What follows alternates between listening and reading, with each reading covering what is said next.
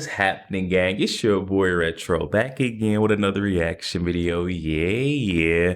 So we got another huge update, guys. Today we got Nancy Pelosi. Yes, I know you guys can tell it's going down just by the title. Nancy Pelosi having one of the most terrible outings at the DNC. I'm excited to get to see it all here. We're gonna get straight into it. I'll say my thoughts. Make sure you guys hit that like button, hit that subscribe button. Before we even get into it, guys, hit that like button, also hit that subscribe button. We got her here trying to lie, cover up, and say that she never pushed out Biden, never made the call. Let's get straight into it, guys. Going to run again, and Kamala Harris stepped in, and many people think that you were one of the architects of that change.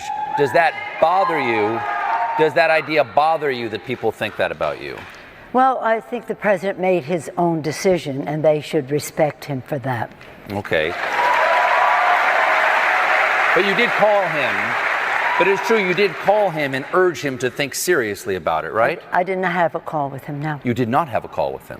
You never spoke to him and said what polls or anything like that? I said I didn't have a call with him.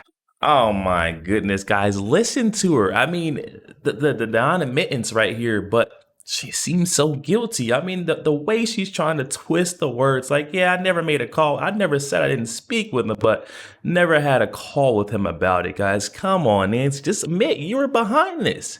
You and the Obamas. I mean, like, come on. What more is it going to take? You never spoke to him and said what polls or anything like that? I said I didn't have a call with him. Did we, hold on, did we swear her in before she came out here? Okay, so you spoke to him. You went to go see him in person, I assume, and had the conversation.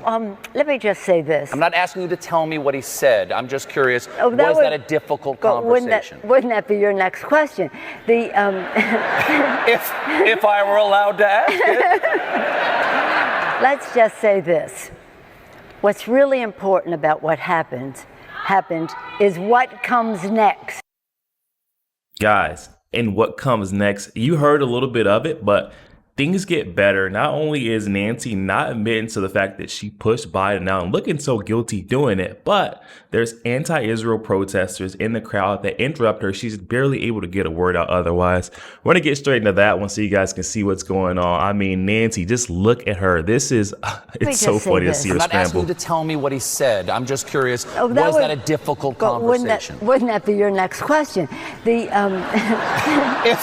I were allowed to ask it. Let's just say this. What's really important about what happened is what comes next, And what comes next is we're going to elect Kamala Harris President of the United States. It's going to be a great, great election. Listen to her. Guys, Nancy Pelosi would have ignored this protester had Stephen let her do it. The only reason why she's going to acknowledge the protester is because Stephen's like, hold on, let me stop the show. It sounds like we've got someone in the crowd. Listen to her. She tries to keep talking like nothing's happening. Of the United States. It's going to be a great, great election. Well, there is, for the people at home who can't tell, there's a protest going on in the audience right now. Hold on, young lady, I can hear you. There's a protest going on right now. We're actually at a commercial break, but the subject is on Israel and Palestine. Yeah. And if you'll have a seat, we have to go to the commercial break. When we come back, I will ask the next question I had on that subject, if you will listen, okay? You hold on one second, Madam Secretary, Madam Speaker. We'll be right back with more Speaker Nancy Pelosi.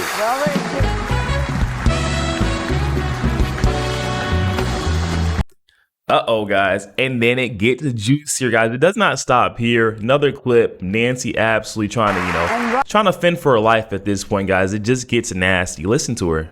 She's making up the crazy excuses.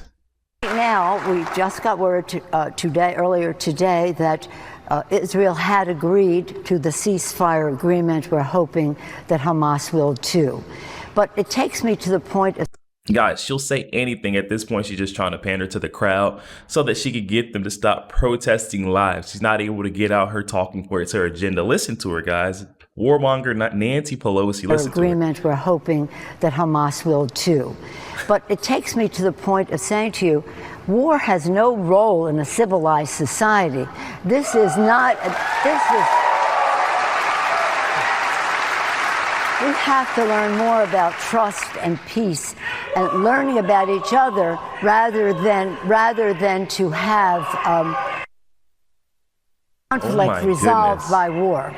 Well, as you can see from the continuing protest out here, that answer is unsatisfying to some. Oh my goodness, Stephen Colbert absolutely holding her accountable, holding her feet to the fire in this one, saying, hey, I like that you gave an answer, but as we can hear from our crowd that is still protesting and shouting, I don't think that's the right answer. So we need you to be a little bit more forthcoming, a little bit more truthful with your words in the next segment. Oh my, listen to Nancy Pelosi trying to fend, scramble for her life here. I mean, get a load. It's honestly kind of satisfying to see. From the continuing protest out here, that answer is unsatisfying to some people because they believe that the United States. Hold on one second. Would you like to respond to what they're saying? Yeah, well, what I was saying is. Will you listen to her response if she? They're screaming, I can't hear them, but to those who have they've that said question, that the United States should not have any role in supplying Israel arms to kill the people of Gaza. Look at her face, guys. She's trying to ignore it. She's doing whatever she can. She's trying to claim. Even we can hear what they're saying, guys, about the United States. She's trying to say she doesn't hear what they're saying, and she's frantic. Stephen Colbert actually holding her accountable, saying, hey, I can hear what they're saying. They're trying to say the United States should stay out of this one. Listen to it. Listen to him. Oh, my goodness. They're screaming, I can't hear them, but to those who have they've that said question. That the United States should not have any role in supplying Israel arms to kill the people of Gaza now. That's what they're saying. Israel has a right to defend itself. Agreed.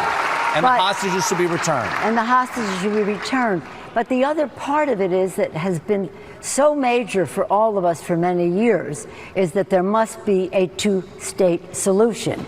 You cannot have peace unless you have a two-state.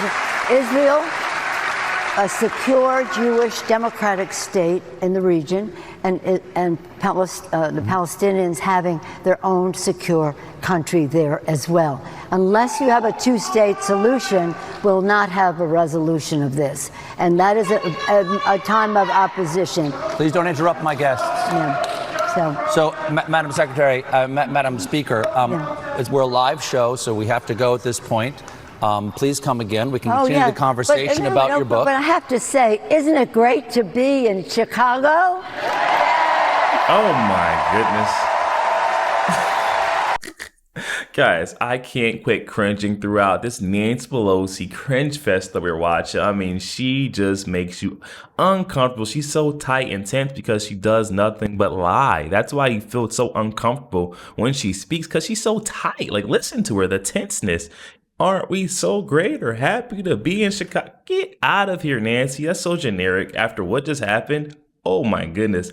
Absolute smoke show. We'll let her finish it out, guys. But I got to hear that again. Continue the conversation about your book. But I have to say, isn't it great to be in Chicago?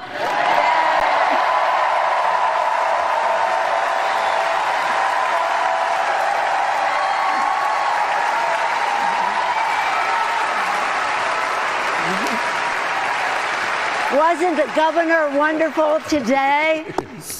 The book, The Art of Power, as you see exercised here in the chair, is available now. Speaker Nancy Pelosi, everybody. I don't know, guys. You gotta let me know. I mean, that seemed like absolute dumpster fire on a Nancy Pelosi side. I mean, she just was looking like a deer caught in headlights there, and Stephen Colbert was not letting her just squirm and wiggle her way out of this one. He was holding her feet to the fire every single turn. It gets better. Let's see the protest. This is the top angle view. This is where they were actually protesting from, guys. Stop arming Israel! Over 40,000 Palestinians have been murdered by U.S. bombs! Stop arming Israel! Stop funding genocide! We need an arms embargo now! Free Palestine! Shame on you, Democratic Party! Stop! Guys, it was absolutely bad. Nancy Pelosi didn't stand a chance, and these folks they didn't come to play. Like, they were even out front. It was just like they said, they waited hours and hours on end in line in order to get into these live audiences. The Chicago late night show. And we're seeing that a lot of them got in. It wasn't just this one lady that was screaming. That's why the point got across. Stephen had to stop this show because there was no choice. There was too many protesters within the crowd. Look at them outside, guys. Look at them outside. They're everywhere protesting. They're even outside.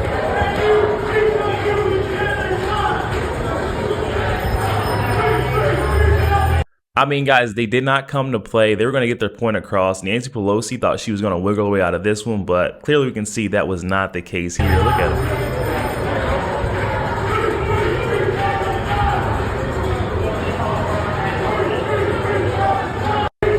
I don't know, guys. Absolutely. I don't know if this helps or it adds towards our cause or agenda, but it was definitely, I don't know, a little exciting. I could enjoy watching Nancy Pelosi squirm and scream around in that chair, trying to wiggle her way out, but held to the fire in this one by Stephen Colbert on the late night show, guys. Definitely hop in the comment section. Let me know your thoughts on this. Also, make sure you guys hit that like button, hit that subscribe button if you'd enjoy more content like this. I'll catch you guys on the next week.